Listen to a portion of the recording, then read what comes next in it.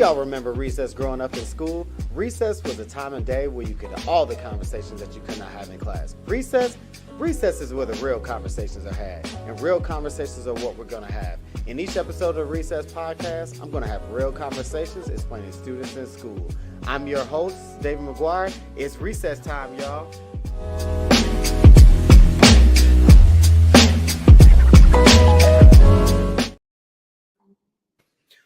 What's up, good people? I know y'all miss me, but listen, this is season 5. It's the kickoff. I got my sister with me, and before we get started, let me just say this is a season 5 kickoff show. This is officially episode 83 of the Recess Podcast. We're on the countdown to 100.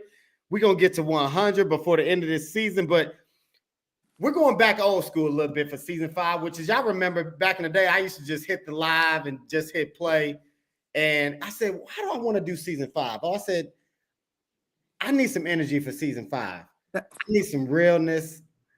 And so I hit up my sister, we talking, and I had some questions. She said, man, I don't want them questions. We about to just go. So this episode is titled Unscripted with Neiko, Gilbert, and we about to go live. But before we do that, sister, how you doing? It's good to see you. It's been a while. How's everything?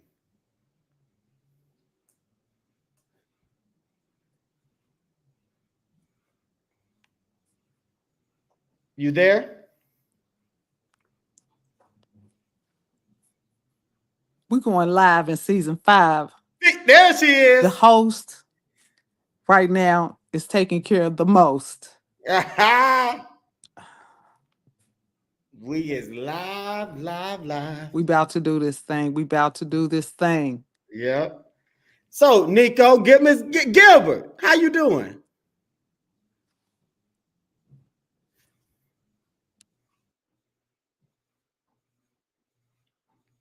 Oh, she done went away. That's all right, folks. She's going to be back. But listen, this is unscripted. I don't know what we're going to talk about. That's the beautiful thing of it being unscripted. We about to just have a live, dope presentation.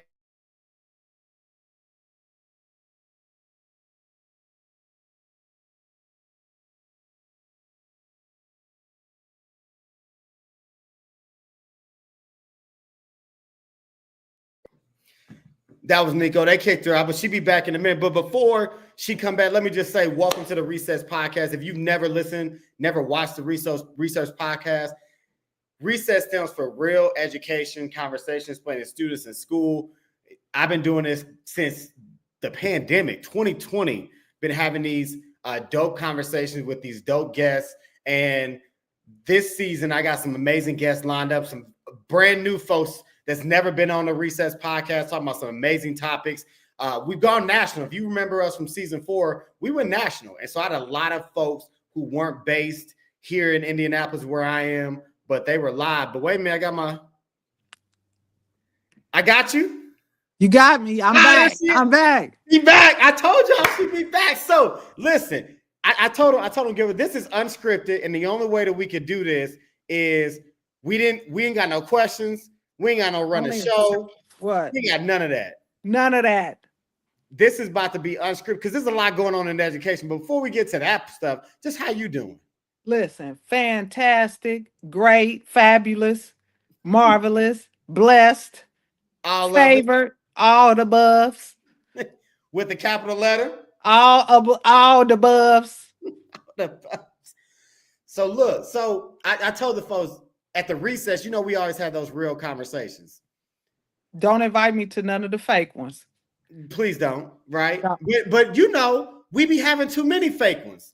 And we have a lot of fake conversations when when we're talking about the babies, right? And that's what they do.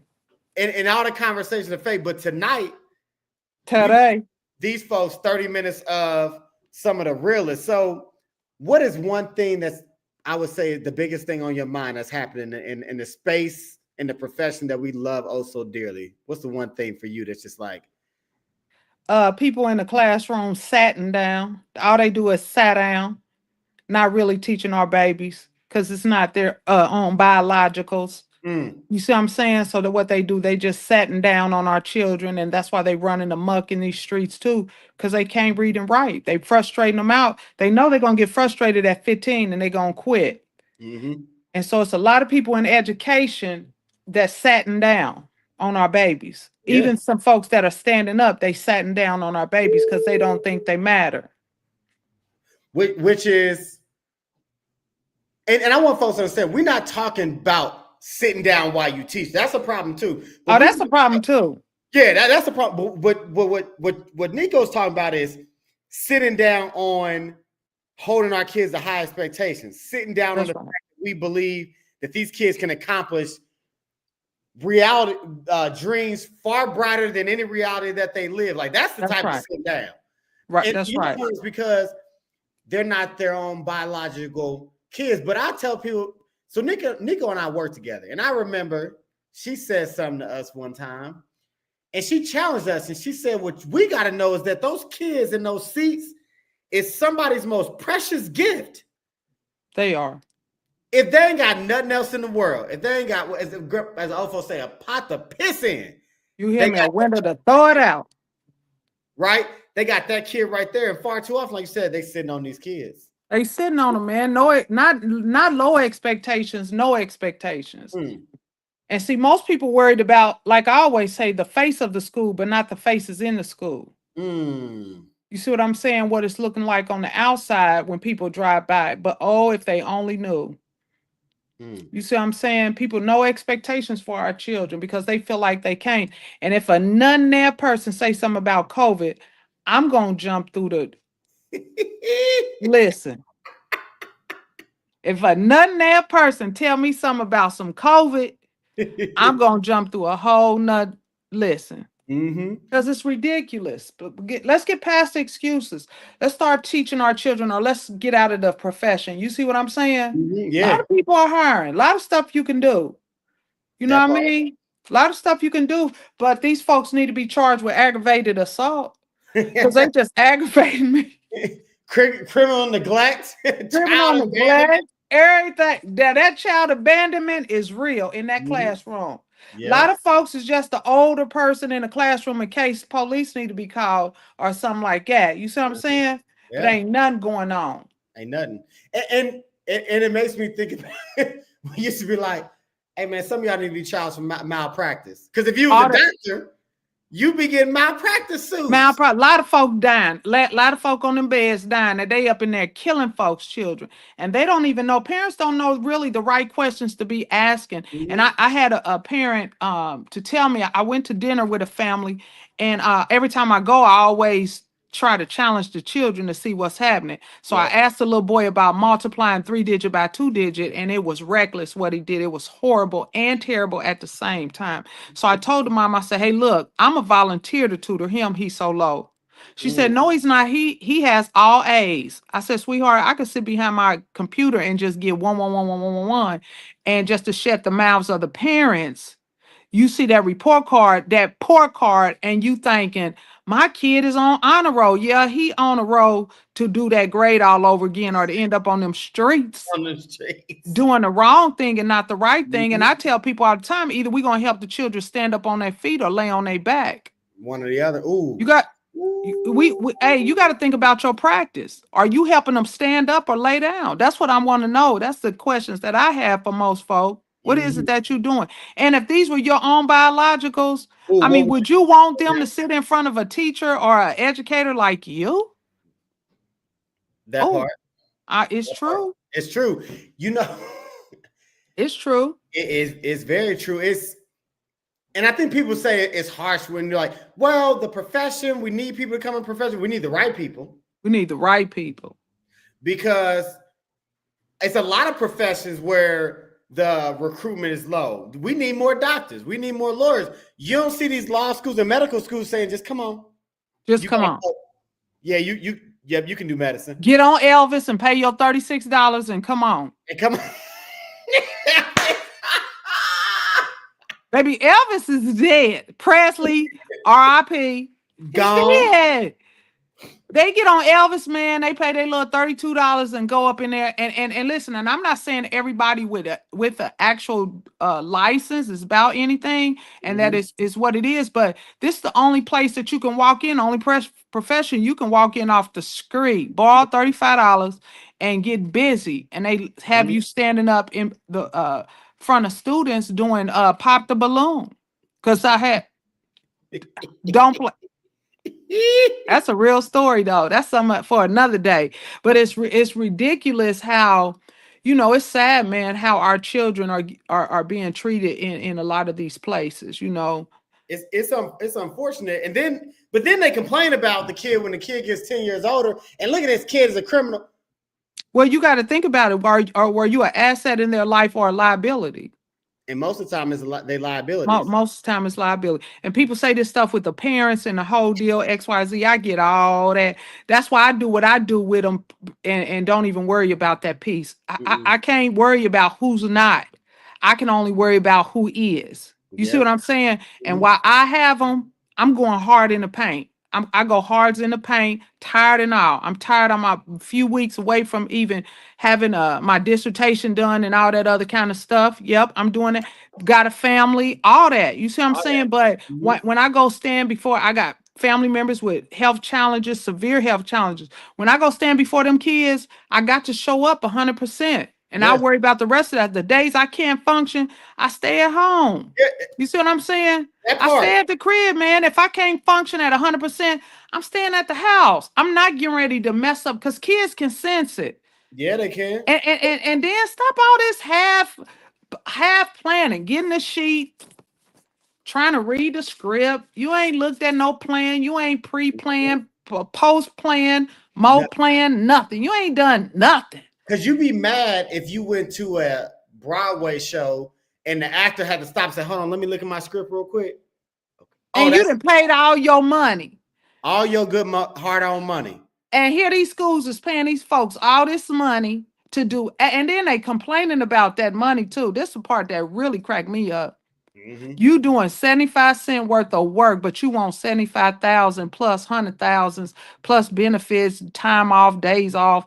The whole deal. Y'all cracks me all the way up. You see what I'm saying? You know what? And I need people to understand. If you know Neiko and I, we passionate. So we're not bashing on the profession. But what I will say is this.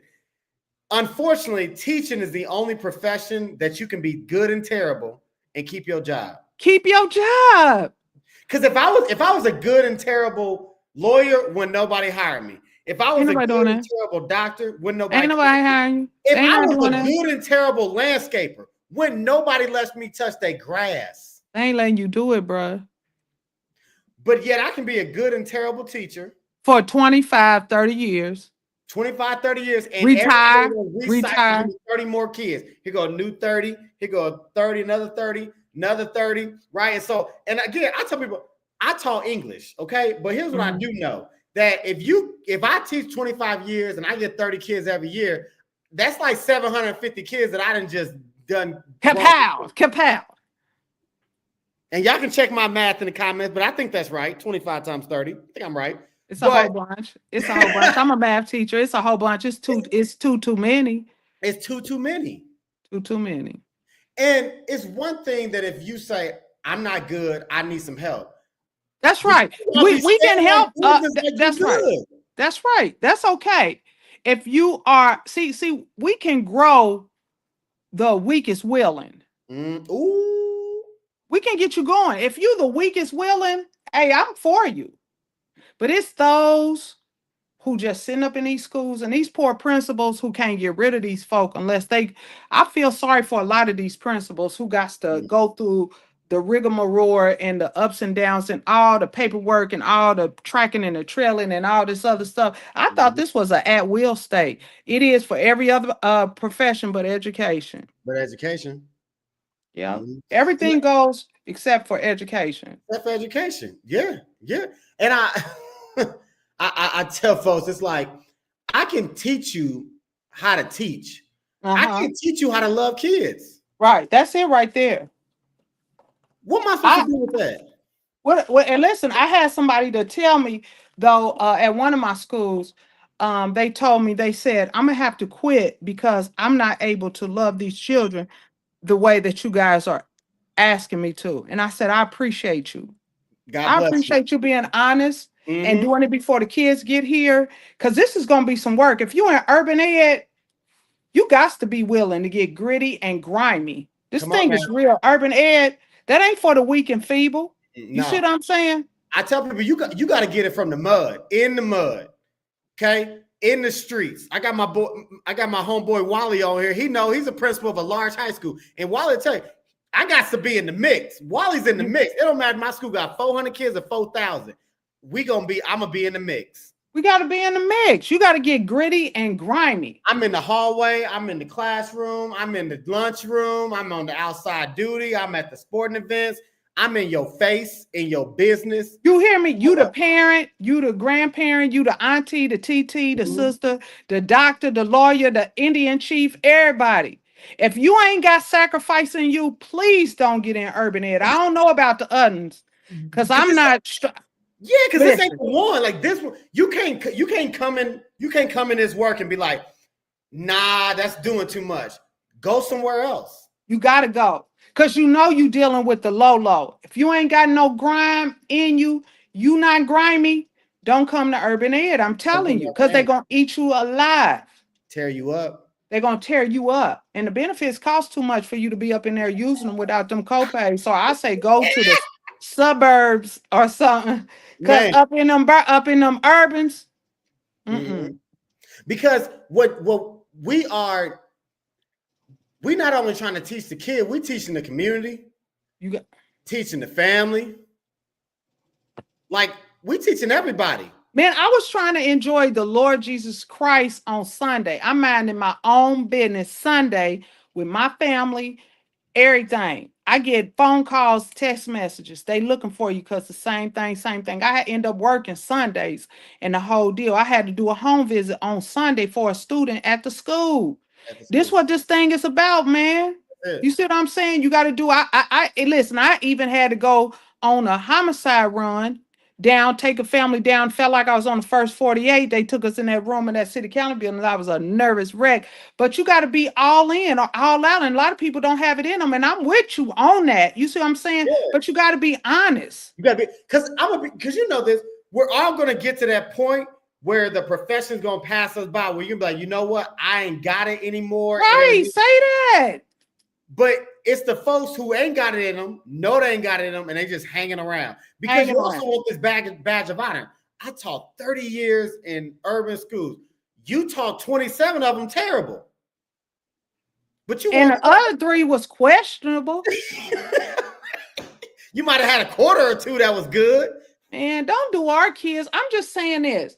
Why can't we just be transparent at the church, at the schoolhouse? Let's be transparent. I need help with this. I don't understand. These kids' needs are different. Like I got students who are from other countries. You see what I'm saying? Yep. I don't know much about, teaching ESL. In the beginning, I didn't know about the ELL babies. I had to go out and I had to tell folks, I don't know. Only Spanish I know is sat down. That's it. Sat down. And then they had me doing sign language because I would say, you said, man, all that foolishness. But see, I had to go outside and tell somebody, hey, listen, I need some help. I need some help. I need somebody to come in and show me what to do for real for my babies because they matter too. You see what I'm saying? Even though I was not equipped, they matter. And it came to me, man, I got very little support, but something came to me one day. It said, everything you need is in the house. If you build the ark, I provide the rain. Okay. So I had to ponder on that. What does that mean? So a download came and said, you got to use your students in the classroom. You got to make them ambassadors. They have to help you out. And man, once I got hooked on to those phonics, we've been uphill ever since. Some of us are moving slowly. Some of us are moving quickly. And some of us are just standing still. Like I tell my students, as long as you don't go backwards, I'm good. When you don't know what to do, just stand. That's still a verb moving forward. You still stay right there. We're going to send somebody back to get you and help you get to moving forward. Every day you should learn something new. Every day you should learn one new something. And that's what I tell them. And it's no outs in my classroom. No outs. You get no excuses. I don't care. We got to win in here. Period. Right. Because you have to understand that history books in the world is full of people who had just as hard or not harder situations as you, and they made it through it. They ain't no better than you.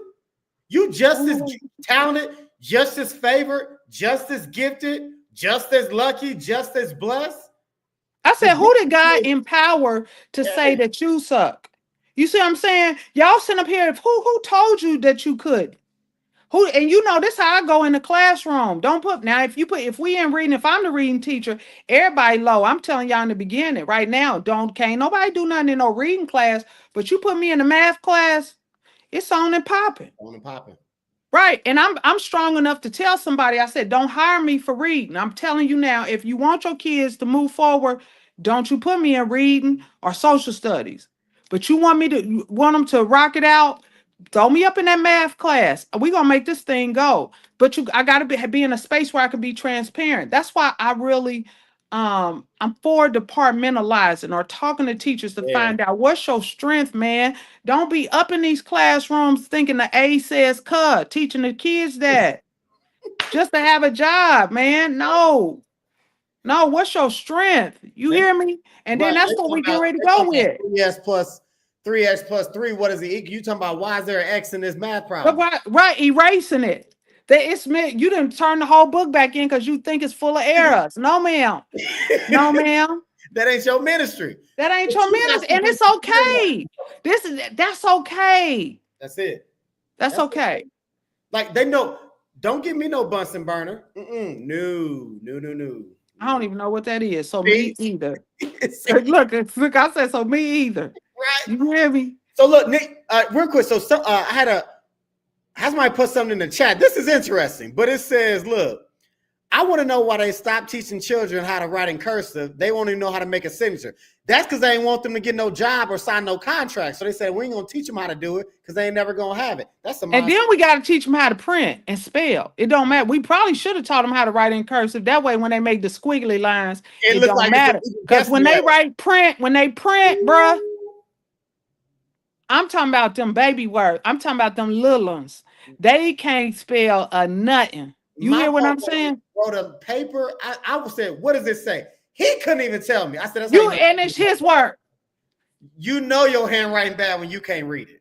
And you know you got to, why they take, whoever put that in there, you should have put in there, why they take spelling and out of school, spelling and everything out of school? Because I remember I used to get the spelling words out of practice them. And you got to put them in a sentence. Miss Moore stand up there saying. What's that says? Spell the word, put it in a sentence. Period.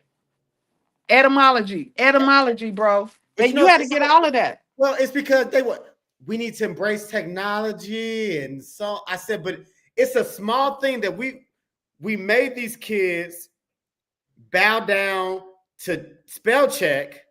It seems small, but that's why they don't push through nothing. When you had to open that dictionary, and as long as I knew like 3 of the letters, I could find the rest of the word.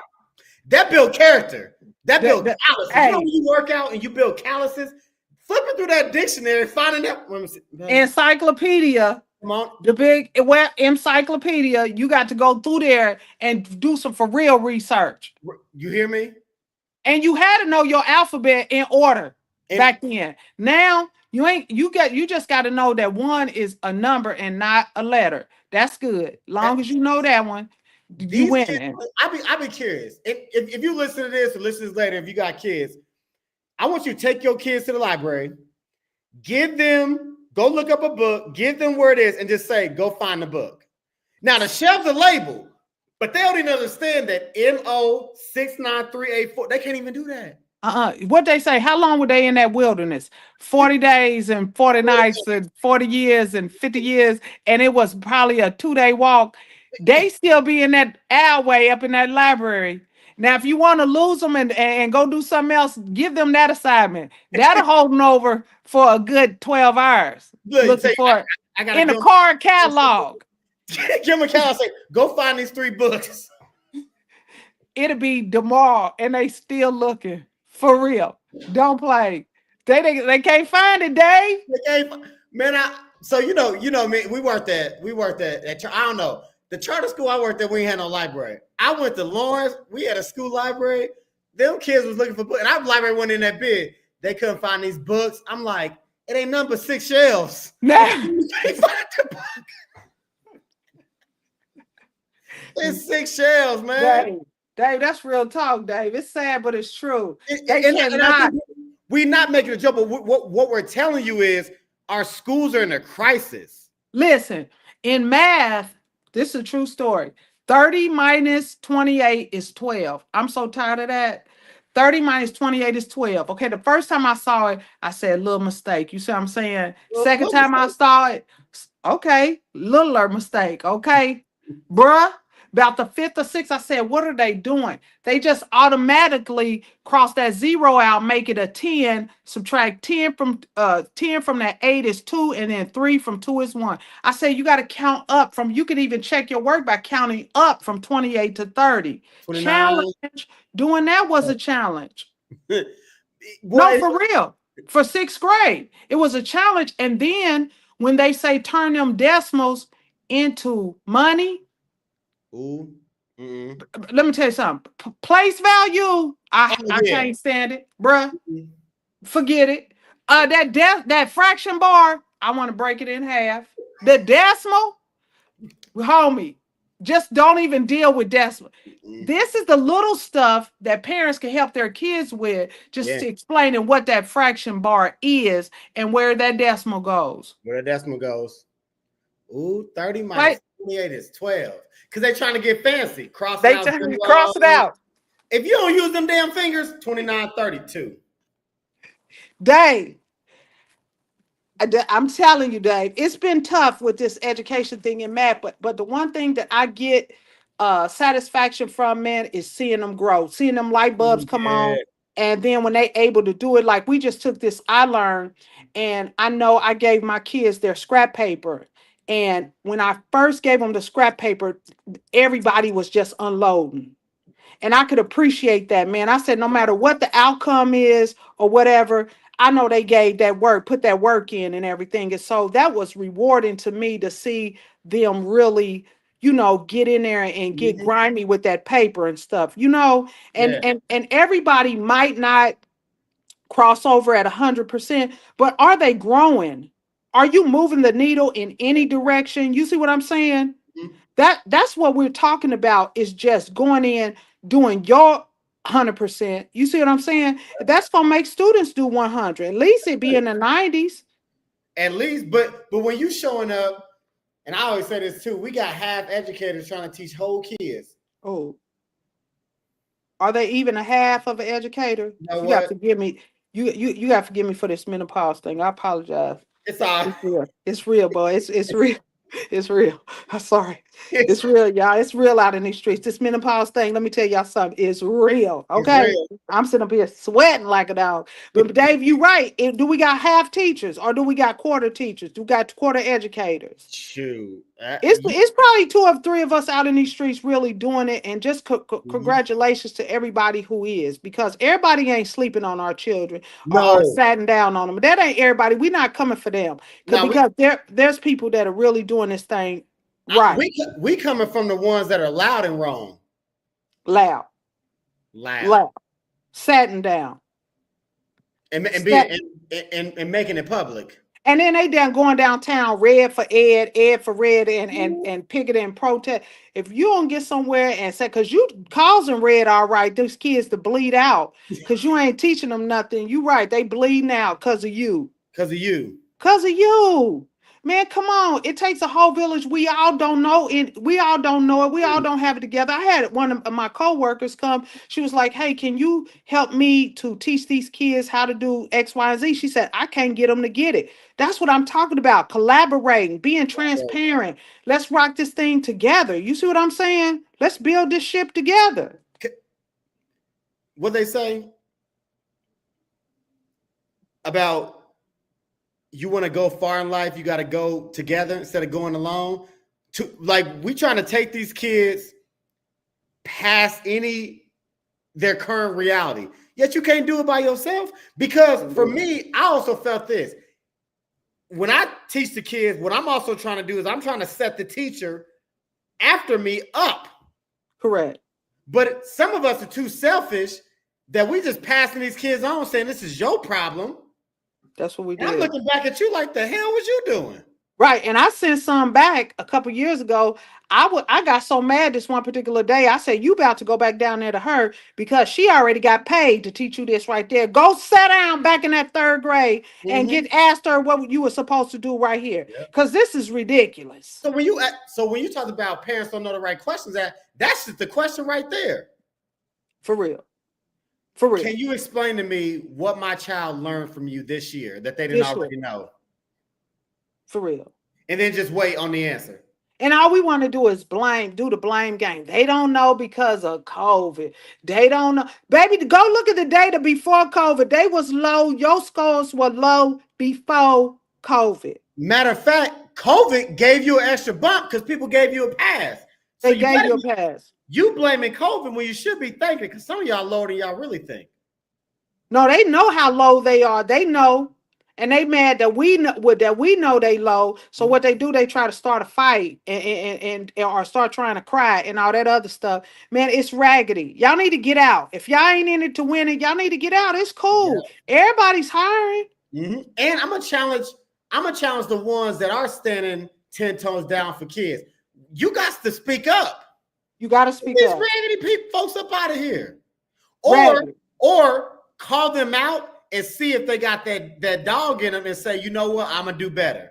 Because listen, I say this: pressure does one or two things. It bursts pipes or create diamonds. But you got to find out either way. You got to find out. What you got? A busted pipe or a diamond? Put some pressure on it. Dave, they say I'm a troublemaker. They say I'm a troublemaker, Dave, because I calls them out on it. I'm calling you out. I am, because it's ridiculous. And then you're going to send them to me. You gonna send them to me, and y'all stop down in them special educations and all them, getting them kids down there and letting them play Uno, Tonk, spades, and all this, and then sending them back. I don't let them go. You got to push into my classroom because I don't trust you. I got to see what you're doing. I don't care nothing about no group is small. Go sit back in that corner or in the doorway because you ain't taking them down there because I'm doing them like when they come back over from that other parent's house. What y'all do over there? What they do, what they didn't do. And then this is the part where they crazy too. And I'm super anal about my kids' work. I check everything, okay? But they take my test. They take the test and come back with 100%. 3 words spelled wrong, and I call down there and say, tell whoever did the test they spelled this part wrong, and how they get a 4 out of 100 on our practice, but come back and they got a 98%. Tell me, well, I served them their accommodations. No, you didn't. You did the test, and you spelled this word wrong. Goofy. And but how do we figure that's helping our kids, man? It's okay if they got a 30 and then they want to say give them all 70%. Well, let them stay home. Why y'all even bringing them to school? That's the part I don't understand. If we got to keep giving them grades, let them sit at home or put them all in one special room, the 70s club. Put them up in there, because why you put them in general population talking about inclusion? But they ain't got to do none of the work, because if I know I'm just going to pass, why would I work and do anything? That's why they sit up in there being disruptive, dummy. Yeah. You real goofy. And you think, well, I'm helping them. No, you not. Because no, you not. 5 years, you ain't going to be there. And they going to walk into a job talking about, where's my small group? If you don't get your goofy butt up out of here. Y'all goofy. Y'all dumb. It's ridiculous. It's ridiculous. So I get a lot of grief, man. I get a lot of grief because I have a lot of questions. I ain't drinking the Kool-Aid and putting on the dope man Nike, laying up in the bunk bed with Reshim, and I got some questions. Putting on my Red for Ed shirt. You know, let me stop. I got some people that I respect that go to Red for Ed. I ain't talking about y'all. Right. Everybody, only a hit dog holler. That's what they say. Yeah, I'm talking about them other ones. With their little sign. You know, they know who they are. They know who they are, and they know we know who they are. And we see you. We see you. We know who you are. Yeah, that's why you be in the back. You hear me? Because if you was really about that, you'd be in the front. With your data. Come see me with some data. That's what I'm talking about. People lie, data don't. Everybody fail for real. Everybody, you got a for real 0%. You goofy. Nobody grew nothing. Nothing. They was in your room for 194 days. And you know they came to school because attendance is a big thing. So they was there the 194 days. They was there 187 and didn't learn nothing. Nothing? Nothing. Nothing. They didn't learn nothing. They learned how to get to the in-school suspension room. Because they'll write them up. That's what you did. You sent them there. Because if anybody gonna be in recovery or in school suspension, it'll be me. And if I can't go, you can't go. Period. I have some kids, man, to get in trouble. They already know on reworks. They got a passage for those who want to know. It's 3,237 words. You finna read all this. And then every open-ended question, it has to be at least 100 words response. And you got to get all this stuff right before you come back to my. You will never get out of my classroom. You not getting out. You not. Or I'm going to put you in a kindergarten in the first grade room and you're going to knock it out in there. But you will never get to them other rooms. Anybody getting suspended, it's me. That's it. Y'all staying here and I'm going home. Right. And if I got to be here, guess where you going to be? Right here. Man, I've had to pick up kids and everything. It's a part of the work. It's a part of the work. And we got to just get grimy. Some of our kids, they do have challenges at home. They do. But I let them know, no excuses. Call my phone. Let your mama call my phone and let me say what it is. I'm coming over there and we got to do what we got to do, man. And I mean, we got to create these schools that they're palaces, that the kids are going to have baggage. Especially, I'm with middle school and high school kids. And I know some of my high school kids, they carry a lot at home. But I tell them, hey, leave that right at the door. Come on in here for this 6-7 hours. Get this love, this education, this nurturing. Then go back home and pick it up. And I guarantee you, if you come in here, take all this love and this education we giving you, when you pick up that baggage and that burden when you leave the door, it won't be as heavy as it was when you got here. I got so many success stories. It don't make no sense where we just love up on the kids and you give them hope in the classroom. They all might not be moving fast. That's okay. Are they moving? That's it. Are they moving? Everybody's runway is different. I tell kids, listen, why you worried about their runway? Why are you worried about it? Oh, yours. Yours gonna have some turns, but you're gonna miss the turn or you're gonna trip over the hurdle because you looking to your right and looking to your look straight ahead. Lie wife, looking back, pillar of salt. You pillar of salt now. You to look back, worried about no, we got to move forward. And another thing we have to do for children is set goals for them. You see what I'm saying? You got to set goals for them. You got to empower them. You got to make it so that if they taking these tests and it's nothing attached to it, they just gonna push anything B, Q, R, V. You see what I'm saying? But if you attach something to it, you got to let them know it means something. The work is real. It's hard. I'm telling you. Urban ed, I don't know about suburban because they won't hire me.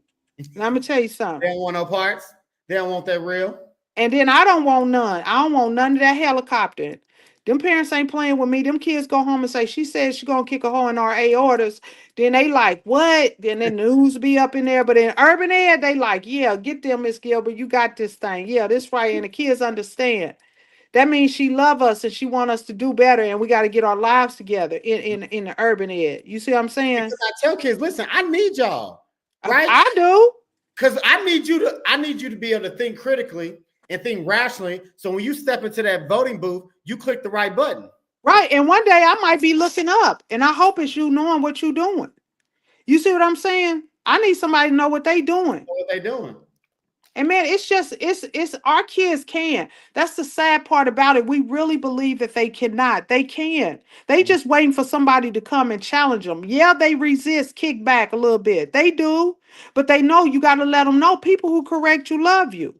See what I'm saying? That's it. Get nervous when I take my hand off the plow. But long as I'm pushing, I'm grinding, you winning. I tell kids, here's where you need to be worried. If you walk past me and I don't say nothing to you. You hear me? Yes, I'm going to say hello to you every 13 times I see you. You got to. I don't know nobody's name in my school. That's why I just be like, beautiful, sir, and the whole deal. That's why I hit them. Today, I tried to call a little girl's name. She corrected me 3 times. I had got on her nerves. I said, baby, you right. That's why I don't even try to call y'all's names. Because I just hit them with beautiful. That covers everybody. Sir, king, that get everybody. That's everybody's name as far as I'm concerned. There it is. For some of these names, is because their parents didn't know, and they think that that apostrophe makes that thing say another letter and all that other stuff in them dashes. So you got to, so it's a whole lot going on with that. But we got to help our kids. We got to give them some hope. We got to let them see something different when they come to school. No matter, we got to get them past their reality. Once you get to school, you safe. You see what I'm saying? I need them to know when you at school, ain't no babysitting. Ain't no you good. You safe. You can eat. You can do all that. We got specials. You can sleep, whatever. You can do all that during the specials. Kick it with your friends. You can do it. You can Hey, do but it. when it's time to work, we work and we getting it in, man. And I can tell you, it ain't too many times, too many spaces I've been in where the kids don't comply. You look like an eyeball in my space because everybody's working. And they looking at you. What are you doing? Like, what are you doing? We don't do that up in here, homie. And I haven't lost too many. And I'm telling you the truth. It ain't too many times where folks ain't complied. And they know if they don't, I'm getting on the phone and I'm calling home. I got to see who told you to come to school to do this. It wasn't your idea. So was it your mama, your daddy, or whoever? Yep. You see what I'm saying? Or your big cousin Ray Ray telling me I go up in there and tear up that school. And I'm gonna call him. He'd be like, I didn't tell him that. Cause for real. Because listen. They sent you here because they said, you know what, you the one. You the one gonna get us up out of this. I listen, I know I'm the one.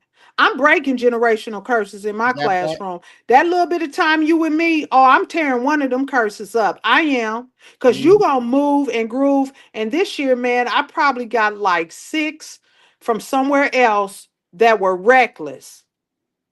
Now they reckless with that pencil and that math.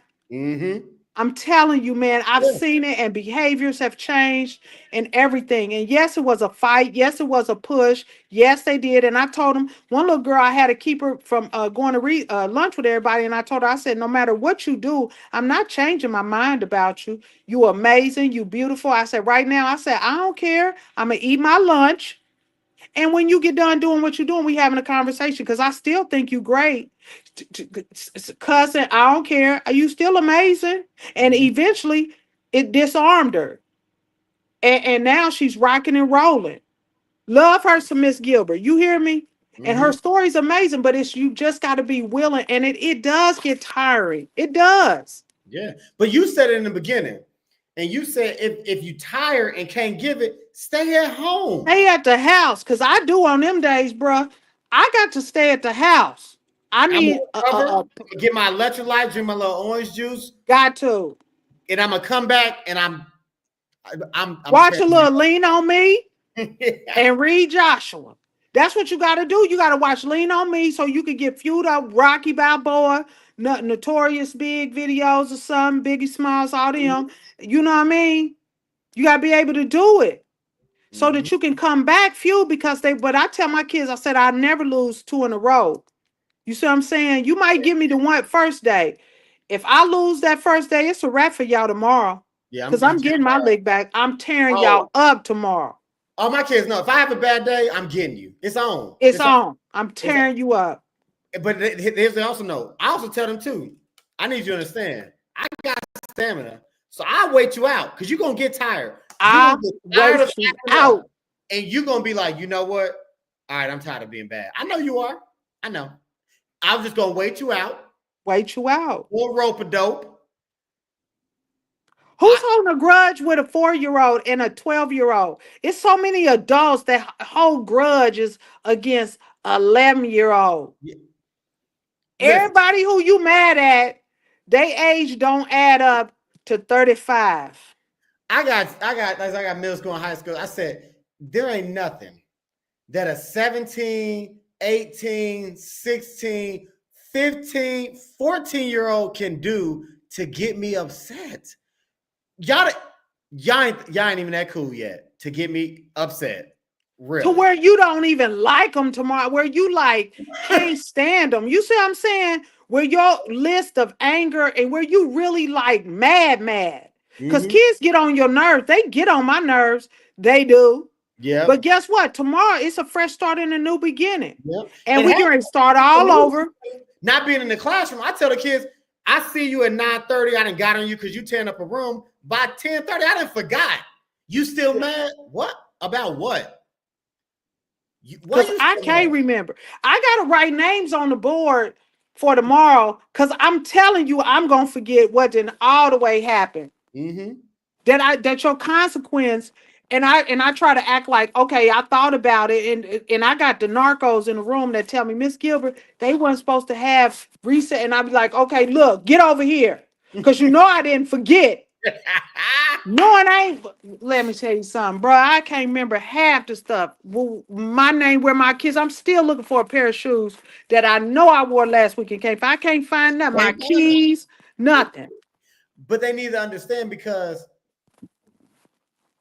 ain't nothing. There ain't nothing you can do that make me say I'm gonna give up on this kid. I can't, man. Much as I want to on some of them, I can't because I'm just like, dang, what else could I do? I hate to lose. I'm so competitive. I compete against myself. That's the biggest challenge. Yeah. Folks think I'm competing. I ain't thinking about you. I'm competing against myself. I hate to lose.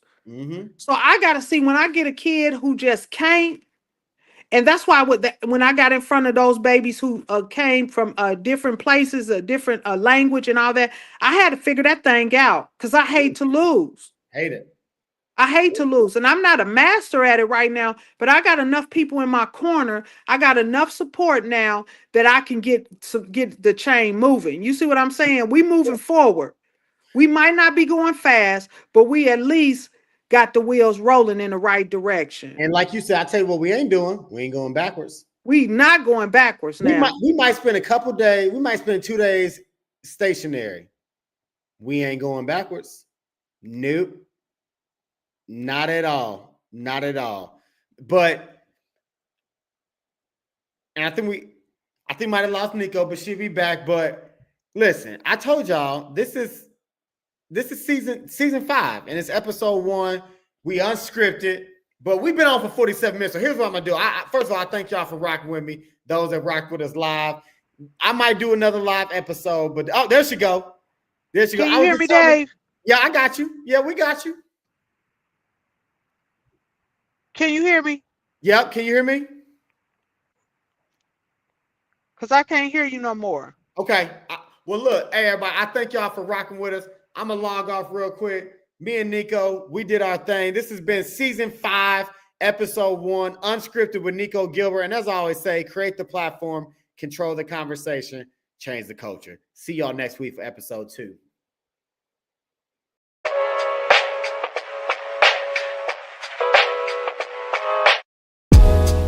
This has been the Recess Podcast, and I'm your host, David McGuire. If you want to interact more with the Recess Podcast, subscribe to our YouTube page at the Recess Podcast. Follow us on Twitter, the Recess Podcast 1, and subscribe and like wherever you get your podcasts. As I always say, create the platform, control the conversation, change the culture. See you next episode.